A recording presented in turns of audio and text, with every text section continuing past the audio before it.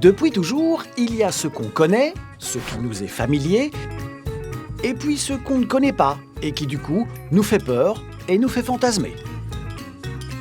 Et puis, il y a ce qu'on croit connaître et qui n'est pas tel qu'on l'imagine. Avec les métiers technologiques et scientifiques, c'est un peu tout à la fois. On les connaît depuis toujours, ils nous font peur, et l'image qu'on s'en fait correspond rarement à la réalité. Mais d'où vient cette étrange situation ? À la base, ça vient peut-être du passé, parce que depuis des centaines d'années, sciences et techniques sont associées à l'industrie. Et l'industrie, ça fait peur. Et oui, pour beaucoup, l'industrie, ça ressemble à ça. Alors qu'aujourd'hui, l'industrie, c'est plutôt ça. Il y a donc une sorte de blocage temporel chez certaines personnes. C'est un peu comme croire que l'aviation, c'est encore des montgolfières et des biplans, alors qu'en réalité... Eh bien oui, le monde évolue. Une autre raison de ce manque d'attrait pour les carrières techniques et scientifiques, c'est peut-être les mots. Est-ce que finalement, tout ça n'est pas une question de vocabulaire ? Un avocat, on sait ce que c'est. Un dentiste aussi. Un photographe aussi. Mais un plasturgiste, ça ressemble à ça ?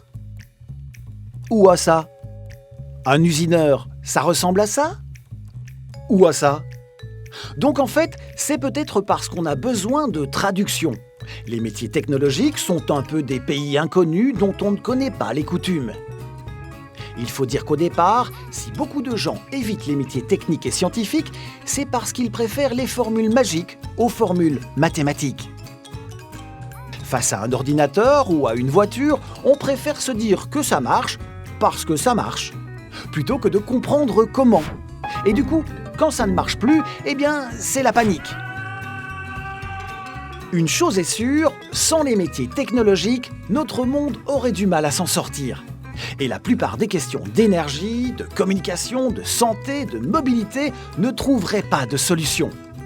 Et pour ça, on a besoin d'hommes et de femmes prêts à s'orienter vers ces métiers. Sinon, le futur risque d'arriver très, très lentement.